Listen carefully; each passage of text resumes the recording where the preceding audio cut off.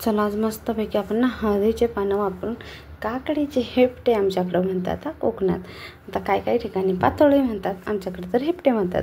तर ते पानावर चला व्हिडिओला सुरुवात करूया. असा आपण एक मोठा असा तवसा घेतला, हिरवागार असा बाहेरनं झालेला असतो. आता तो पूर्ण तयार झालेला आहे. त्याची टेस्ट वेगळीच लागते. त्याचे वडे करा तुम्ही किंवा टोपातला किंवा सांदण, ह्या जे गोष्टी आहेत ना ह्याच्यापासून केल्या ना तो खूप टेस्टी होतात. जसे आपण खायला काकडे आणतो ना त्याची टेस्ट वेगळी येते आणि ह्याची टेस्ट त्या गोष्टीमध्ये वेगळी उतरते. आता ह्याचा जेवढा मला भागावा तेवढा काढून घेणार आहे आणि मग आपण करणार आहे. तर काय झालं ना, माझ्याकडं होती खूप पानं, पण दिवाळीचं सीझन होतं आणि दिवाळीतून भाव कोकणातून आला होता तर होती खूप. पण आत्ता काय झालं, शेवटी महिना झाला, महिन्याभरात ती पानं मी चहामध्ये, चहा खूप प्रचंड मला त्या चहाचे हळदीचं पान टाकून चहा खूप आवडतो. तर ते पानं चहा करून मी संपवली. आता थोडी राहिली, म्हटले मला ते खायचे तर मी केल्याशिवाय काही बसणार नाही. तर ह्याची आपण अशा प्रकारे जी पानं राहिली होती बघितले लिमिटमध्ये राहिलेत म्हणून मी आधी करून घेतले.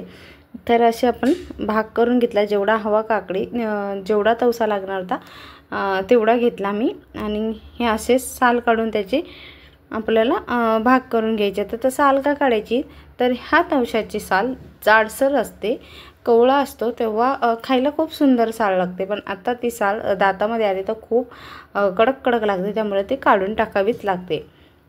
तर अशा ह्याच्यातल्या बिया ज्या असतात त्या पण आपल्याला काढून घ्यायच्या आहेत. आता हे पूर्ण आपल्याला त्याच्यामध्ये जे पाणी असतं तेही बाजूला करायचं, तेही त्याच्यामधलं जे पाणी येते तेही घ्यायचं नाही, आपल्याला काहीच घ्यायचं नाही. तर हे असं आपल्याला बाजूला करून घ्यायचं आहे. आता माझा इथे एक ऑलरेडी माणूस तिथेच असतो, माझा छोटा आहे, तर त्याला समजत नाही, त्यामुळे तो तिथंच उभा असतो. आता तू करते तर मी पण तेच करणार, असं करून तोही तिथे तेच करीत असतो. मग त्याला एखादी गोष्ट द्यायची करायला, मग आपण पुढचं करायचं. तर त्याला एका ह्याच्या बिया काढायला लावलेत, ते बघा तो बसलाय बिया काढीत. आता पुढचं काम मी माझं करते. तर तोही भाग घेणार आहे. आता हे किसून घ्यायचं आहे आपल्याला. मी दुसऱ्या ताटामध्ये घेतलं, तो तिकडं साफ करतो, तर तेवढ्या वेळात मी इथं किसून घेणार आहे. आपल्याला एक किसणी घ्यायची आहे, किसणीवरती मस्त असं किसून घ्यायचं बारीकसर. कसं एक निसून काढता येतं हाताने छानपैकी. आणि काय म्हणायचं ना, ते लहान आहे तर त्याला नाही समजत, तर तो तिथंच असतोय म्हटल्यावरती जे मम्मी करणार ते मीही करणार असं असतंय. कोणतीही गोष्ट अशी छोटी मोठी तिथे उभा राहून तो करीत असतोच माझ्या इथे, केव्हाही पहा तुम्ही. तर व्हिडिओ आवडला तर व्हिडिओ लाईक करा, शेअर करा आणि सबस्क्राईब करा. तर हे आपल्याला काकडी आहे ना इथे किसून घ्यायची आहे अशी, कारण किसली ना तरच ती मस्त अशी नंतर खाताना येते. जर तुम्हाला किसण्याऐवजी मिक्सरमध्ये जर बारीक करायची असेल ना, किसणीने जाड वाटत असेल तर करून घ्यायचं. आता काय करायचं, किसून झालं ना की ह्याच्यामध्ये जे तवशामध्ये पाणी आहे ना सगळं काढायचं आपल्याला, असं पिळून त्याच्यामध्ये खूप असं पाणी ठेवून द्यायचं नाही. नंतर आहे ना त्याच्यामध्ये, कारण माझ्याकडं पानं खूप कमी होते त्यामुळे मी त्यातलं पाणी वापरणार नाही, बाजूला ठेवणार आहे.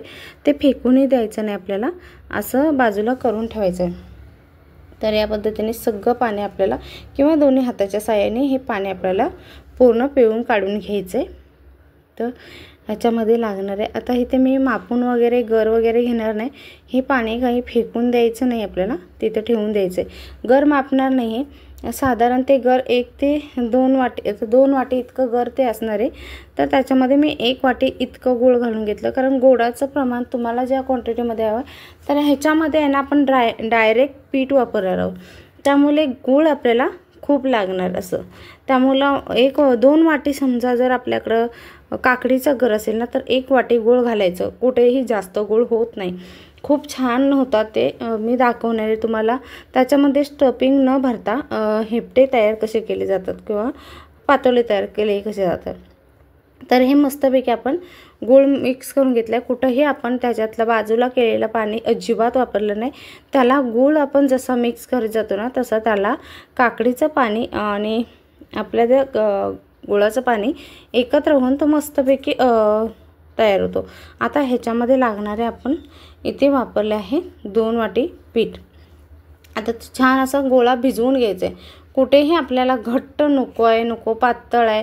जर पातळ वाटलं तर एक्स्ट्राचं पीठ घ्यायचं. तर इथे एखादी वाटी मी वाढवणार आहे पीठ, कारण फुल वाटी भरून आपण घेतलं ना तर 2 वाटे इतकंच पीठ बसलेलं आहे आपल्याला. तर हे आपल्याला नंतर एक्स्ट्राचं वाटलं पातळ ना तर घ्यायचं आहे. मी एकूण पीठ 2.5 वाट्या इतकंच वापरलं आहे. माप नाही आहे असं कंपल्सरी त्याचं घेतलं मी, पण 2.5 वाटे इतकं पीठ लागलं मला. जर तुम्हाला वाटलं की अजून तुम्हाला पीठ हवं आहे पण घट्टसर गोळा नाही करायचा आहे, सैलसरच गोळा आपल्याला इथे करून घ्यायचा आहे. पहा, कुठेही आपण भाकरीला भिजवतो या पद्धतीने भिजवला नाही आहे. तर सैलसर याच्यात नाही आपल्याला विलायची पावडर वापरायची आहे. विलायची पावडर वापरल्यानंतर विलायची पावडरचा वास केव्हाही हळदीच्या पानाचा आणि विलायची पावडरचा वास, त्यामुळं विलायची पावडरचा वास अजिबात येत नाही, कारण एवढा स्ट्रॉंग वास असतो ना हळदीच्या पानाला. त्यामुळे विलायचीची पावडर असते ना तिचा वास पूर्ण झाकला जातो. त्यामुळं हे लक्षात ठेवायचं, त्याच्यात विलायची पावडर कधी वापरायची नाही. आणि हे इथं लागलं तर आपल्याला जे पाणी आपण काकडीचं बाजूला ठेवलं आहे तेच यूज करायचं, दुसरं पाणी वापरायचं नाही. त्यासाठी आपल्याला हे पाणी ठेवून द्यायचं आहे.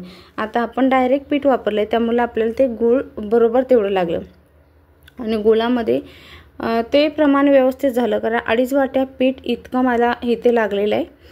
तर ते पीठ आणि जे गुळामधलं पाणी हे परफेक्ट होतं. फक्त जे हाताला पीठ लागतं त्याच्यासाठी आपण हे घेतलं होतं. आता हे ते पानं आहेत ना स्वच्छ धुवून घ्यायची, पहिली निथळून छान किंवा कापडाने कोरडी करून घ्यायची आपल्याला. आणि त्यांचे जे दोन्ही देठाचे साईड किंवा शेंड्याचे साईड दोन्ही पण साईड कापून घ्यायचे आहेत. त्या कारण बारीक पातळ असतात त्यामुळे ते दोन्ही साईड कट करून घ्यायचे. मध्यभागी फोल्ड करायचं आणि दोन्ही साईड सेम आल्या पाहिजेत असं आपल्याला ते तयार करून घ्यायचे. आता हे मी पहिलं ऑलरेडी तयार करून घेतलं होतं, तुम्हाला दाखवलं मी फोल्ड कसं करून घेतलेलं आहे. तर असे हे फोल्ड करायचे आणि डायरेक्ट आपल्याला ह्याच्यावरती आता पीठ लावून घ्यायचं आहे. जास्त पिठाचा गोळा घेऊन लावायचं नाही, त्याला उकडायला वेळ लागतो. तर असा छोटासा गोळा घ्यायचा, पूर्ण जो अर्धा पान आपण फोल्ड केला आहे तर सोडून द्यायचं आणि अर्ध्या पानाला इथे पीठ आपल्याला लावून घ्यायचं आहे. तर या पद्धतीने आपल्याला हे पीठ असं पाण्याचा हात घ्यायचा, कारण पाण्याचा हात घेतला ना तर व्यवस्थित पीठ लागल्या जातो. त्यामुळे सारखं अधूनमधून जरी वाटलं आपल्या हाताला चिकट आहे तर आपण थोडं पाण्याचा हात घेत जायचा आणि ते थापत जायचं गोळा. असं ह्या पद्धतीने आपण पूर्ण पानाला लावून घ्यायचं पातळ असं. एकदम जाडसर लावलं ना तर खूप वेळ जातो शिजायला आणि तो आतमध्ये कच्चा राहण्याची शक्यता असते. तर या पद्धतीने पूर्ण अर्धा पान असतं ते नंतर त्याच्यावरती फोल्ड करून ते झाकून घ्यायचं. तुम्ही एकदा या पद्धतीने करून पहा, खूप टेस्टी होतात, मस्त लागतात हे हेपटे. तर वर्षातून एकदा तरी खाल्ले नाही तर काय सोपं नाही, कारण पानं भेटत नाही. जसं गावाला जात नाही तसं आम्हाला पानं तिथून येत नाही. तर दिवाळीला कोणतरी गेल्यावरती ती पानं येतात. तर हे असे हेपटे एकदा तरी वर्षातून खातेच मी. आणि म्हटलं चला तुमच्याबरोबर पण शेअर करावी.